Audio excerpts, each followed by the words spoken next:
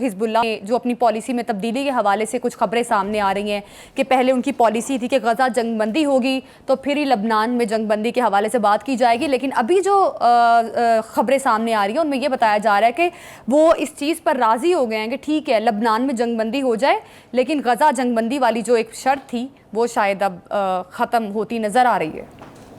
دیکھیے ابھی اس کی تصدیق نہیں ہوئی ہے، یعنی نہ ہی تو حزب اللہ کی اعلیٰ کمان انہوں نے تصدیق کی ہے، نہ ایران کی طرف سے اس کی تصدیق آئی ہے۔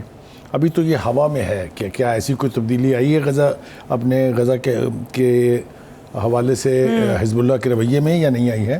میرے خیال سے ہمیں تھوڑا سا انتظار کرنا پڑے گا بیفور دس از کنفرمڈ۔ ایک بات ٹھیک، اور اگر کوئی اس قسم کی تبدیلی آئی ہے تو اس کی کوئی نہ کوئی ریزنیبل جواز اس کا کوئی نہ کوئی ضرور ہوگا، لیکن جیسا میں نے کہا it's too early to speculate اور فائنلی سے کہ جناب وہ، کیونکہ یہ ایک طرح سے جو ویسٹ ہے اس کو وہ اس طرح پروموٹ کر رہا ہے جیسے حزب اللہ جو ہے وہ کمزور ہو گئی ہے۔ تو میرا نہیں خیال کہ حزب اللہ کی قیادت جو ہے اس کی طرف سے کسی قسم کی نرمی کا یا کسی قسم کی کمزوری کا کوئی جواز ہمیں نظر آ رہا ہو۔ آپ نے دیکھا کہ اسرائیلی فورسز کے خلاف جنہوں نے گراؤنڈ اٹیک کیے ہیں کتنی سٹرونگ ریزسٹنس دکھائی جا رہی ہے، اور جو راکٹس اور میزائلز اور ڈرونز جو اب عین تل ابیب کے مختلف علاقوں میں گر رہے ہیں، تو اس سے تو نہیں لگتا کہ حزب اللہ کہیں ویک ہوئی ہے، لیکن اس کے اوپر ہم بات کریں گے جب ہمارے حزب اللہ سامنے اس چیز پہ کامنٹ بھی نہیں کر رہا۔ جس طرح خبر ایجنسی سے خبر آئی ہے اس پر کامنٹ کرنے سے بھی انہوں نے منع کر دیا ہے۔ ہاں میرے خیال سے ابھی تھوڑا سا انتظار کرنا پڑے گا، ٹھیک ہے، اس کو ہم فائنل نہیں لے سکتے۔ لیکن جو دو تین چار باتیں اور اس حوالے سے بہت امپورٹنٹ ہے۔ پہلی بات تو یہ ہے کہ برطانیہ نے اپنے عوام کی خواہشات کے برعکس، آپ نے اور میں نے دیکھا اور ہم نے اپنے پروگراموں میں وہ فوٹیج بھی دکھائی کہ کس بڑی تعداد میں، لاکھوں کی تعداد میں لوگ برطانیہ کے ہر شہر کے سڑکوں پر نکلے in support of the Palestinians and against the war imposed by Netanyahu۔ ٹھیک ہے جی، انہوں نے فرمایا یہ کہ دیکھیں جی یہ تو نہیں ہو سکتا نا جی کہ ایران کے ساتھ اس نے لڑنا ہو اور ہم ہتھیار دینا بند کر دیں، وہ ہتھیار نہیں ہوں گے تو ایران کے خلاف کیسے لڑے گا۔ وہ بھائی عقل کے اندھے، یہ میں خطاب کر رہا ہوں اس وقت کیئر اسٹارمر صاحب سے جو پرائم منسٹر ہے وہاں کے، کہ عقل کے اندھو اتنا تو سوچیں کیا یہ ایران کے ساتھ حملے کے بعد سے قتل عام اور نسل کشی شروع ہوئی ہے وہاں؟ اس ایک سال سے انہوں نے غزہ کی پوری آبادی کو تہس نہس کر دیا، پورے غزہ کی پٹی کو زمیں بوس کر دیا۔ پچھلے 70 سال سے فلسطینیوں کو ختم کرنے کے لیے یہ آپ کا نجائز بچہ لگا ہوا ہے۔ بالکل، آپ یہ کہتے ہیں کہ جی ایران کے خلاف دفاع کرنے کے لیے اسلحہ بھیجیں اس کو۔ ایک بات، دوسری بات یہ کہ ان کے کنٹمپریری جو فرانس ہے وہ بھی یورپ کا ہی ایک بہت اہم ملک ہے، انہوں نے بہرحال ایک جو سپلائی جانے والی تھی اسرائیل کو ہتھیاروں کی، ان کو روک لیا ہے۔ تو میرے خیال سے سینٹی پرویل اس لیے کہ وہاں بھی ہم نے دیکھا کہ فرانس میں بھی لاکھوں کی تعداد میں لوگ جو ہیں وہ باہر نکلے۔ ہوا تو یہی سب کچھ امریکہ میں بھی وہاں کے لوگوں نے، مقامی لوگوں نے، وہاں کے جیوز نے، وہاں کے جو پاکستانی امریکنز ہیں، جو ایشین امریکنز ہیں، ان سب نے لاکھوں کی تعداد میں باہر نکل کے بائیڈن کو یہ باور کرانے کی کوشش کی کہ آپ یہ جو اندھی امداد دے رہے ہیں اسرائیل کو، اس کو بند کریں۔ ظاہر ہے کہ امریکن لیڈرشپ کے اوپر عوامی رائے عامہ کا کوئی خاص اثر ہوتا نہیں ہے۔ تو یہ صورتحال جو ہم اس وقت دیکھ رہے ہیں یہ تو خطرناک طرف اشارہ کر رہی ہے کہ وہاں کوئی چیز بھی بیکورڈ نہیں جانے والی، آگے ہی آگے بڑھتے جائیں گے، چاہے وہ حزب اللہ کی ریزسٹنس ہے، چاہے وہ ایران کے دفاع کا عزم ہے، یا نیتن یاہو کا پاگل پن ہے۔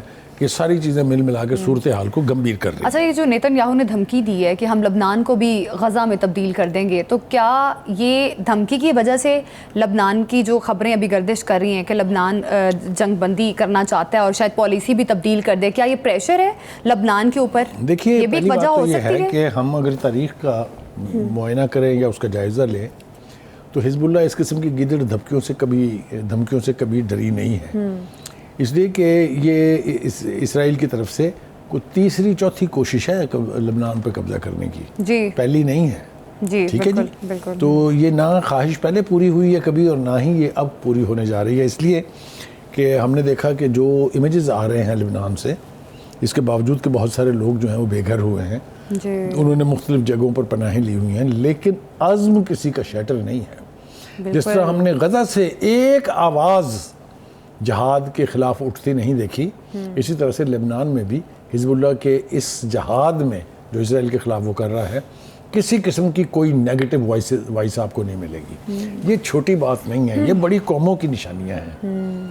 تو ایک تو اس اعتبار سے یہ کہنا بہت ضروری ہے.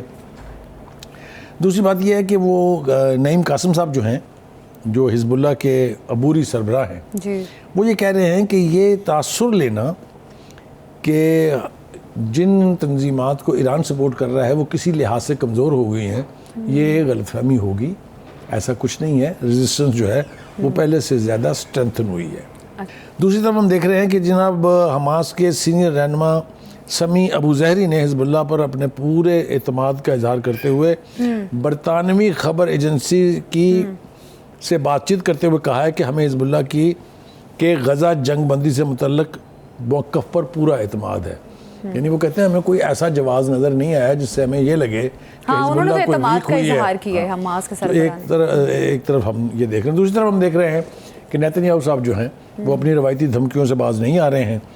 لبنانی شہریوں کو انہوں نے کہا ہے کہ حزب اللہ کا ساتھ چھوڑ کر غزہ جیسی تباہی سے بچ جائیں.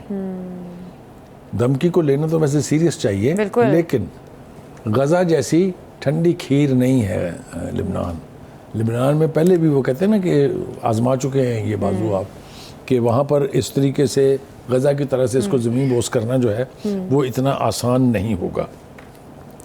دوسری طرف ہم دیکھ رہے ہیں جناب کہ جو بمباری کا سلسلہ ہے وہ اسرائیل کے مختلف علاقوں میں حزب اللہ کی طرف سے جاری ہے.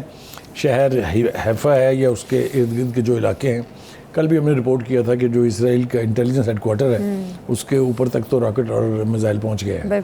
تو یہ کہنا کہ کسی طریقے سے ریزسٹنس کم ہوئی ہے، میرا نہیں خیال کہ ایسا ہوا ہے. ہاں جو نہیں ہو رہا ہے، جس کا ماتم ہم اکثر کرتے رہے ہیں اور ابھی بھی کرنا چاہیے، وہ یہ ہے کہ مسلم ممالک نے ابھی تک بھی یہ فیصلہ نہیں کیا ہے کہ کیا ان کو فلسطینیوں کا، چاہے وہ لبنان ہے چاہے وہ غزہ ہے، اس میں ساتھ دینا ہے آل دیئر ریسورسز ایٹ کمانڈ یا نہیں. ہم نے یہاں پر رونا مسلم فوج کا بھی رویا تھا جو بنائی گئی تھی مسلم ممالک کے دفاع کے لیے، لیکن سمجھ میں نہیں آ رہی کہ وہ کہاں ہے. بہت بڑی فورس ہے، بہت بڑے وسائل ہیں اس کے پاس، بہت بڑے اسلحہ اور یعنی وار مشینری ہے اس کے پاس، لیکن وہ آپ کو کہیں نظر نہیں آئے. یہ تو ٹھیک ہے، اسلامی ممالک تو اس چیز پر اس طرح سے بات نہیں کر رہے ہیں یا اس طرح سپورٹ نہیں کر رہے جس طرح سے سپورٹ کرنی چاہیے تھی. اور جو واقعی اس ٹائم لبنان سپورٹ نہیں کر رہے، ہاں بالکل بھی سپورٹ نہیں کر رہے، اس طرح سے نہیں، بلکہ انہوں نے کسی طرح سے بھی سپورٹ نہیں کیا. Lip service doesn't mean when war is on، تو زبانی کلامی بات چیت سے کچھ نہیں ہوتا. بالکل. اب جس طرح سے امریکہ ہو گیا یا برطانیہ ہو گیا، یہ جس طرح سے سپورٹ کر رہے ہیں امریکہ کو، ہم اسلحہ بھی دیں گے اور ہر طرح کی سپورٹ دے رہے ہیں کہ اگر کل کو اسرائیل کہیں جنگ کرتا ہے تو ہم اس کے ساتھ کھڑے ہیں. لبنان میں بھی جو حملے کیے جا رہے ہیں تو وہ تو پورا سپورٹ کر رہے ہیں ان کو. تو بخاری صاحب آؤٹ رائٹلی اگینسٹ جینوسائیڈ. بالکل. اور جس طرح سے اب ڈونلڈ ٹرمپ نے کہا کہ اگر میں صدر ہوتا تو اسرائیل پر کوئی اٹیک ہی نہ کر سکتا. میرے خیال سے دونوں کے ہی بیانات جو ہیں، چاہے ٹرمپ کا ہے چاہے وہ کملا ہیرس کا ہے، پاگل پن ہے. وہ ایک روایتی پاگل پن ہے. امریکہ نے اپنے اس ناجائز بچے کی support by hook and by crook کرنی ہے، لیکن بخاری صاحب اپنی اسٹیٹ پالیسی دکھا رہے ہیں نا کہ دیکھیں ہم کس طرح سے اسرائیل کو سپورٹ کر رہے ہیں کہ اگر ہم صدر ہوتے ہیں یا کسی ایسی بڑی پوزیشن پر ہوتے تو اسرائیل پہ تو کوئی اٹیک کر ہی نہیں سکتا. صرف اسرائیل اٹیک کر سکتا ہے، اسلامی ممالک کو ٹارگٹ کر سکتا ہے. وہ بھی بیک اینڈ فورتھ جا رہے ہیں. کملا ہیرس نے کہا کہ جی چین ہمارا دشمن نمبر 1 نہیں ہے، اب یہ چینج ہے. جی بالکل. اب ہمارا دشمن نمبر 1 جو ہے وہ ایران ہے. جی. تو یہ جو ایک ریڈیکل شفٹ آئی ہے ان کی پالیسی میں، ایران سے ڈرتے بہت ہیں. یہ میں آپ کو بالکل وثوق سے بتا رہا ہوں، کیونکہ انہوں نے 10 سال تک صدام کو مکمل وار مشینری کے ساتھ، ریسورسز کے ساتھ، فنڈنگ کے ساتھ ایران سے لڑا کے دیکھ لیا ہے. ایرانی قوم جو ہے وہ اتنی جلدی پیچھے ہٹنے والی نہیں ہے. تو یہ جو ایران کے حوالے سے اس وقت بیانات آ رہے ہیں لیڈرشپ کے، کملا ہیرس تو اگلے دفعہ صدر بننے کے خواب بھی دیکھ رہی ہیں، یہ سب اپنی جگہ، یہ تو ایک روایتی ایٹیچیوڈ ہے ان کا جو ہم صدا سے دیکھتے آ رہے ہیں. اس میں کوئی تبدیلی نہیں آئی ہے. یہ پاگل پن کے بیانات جاری رہیں گے. اصل دیکھنا یہ ہے کہ میدان جنگ میں کیا ہوگا. ایران ثابت کر چکا ہے کہ اسرائیل از ورنریبل.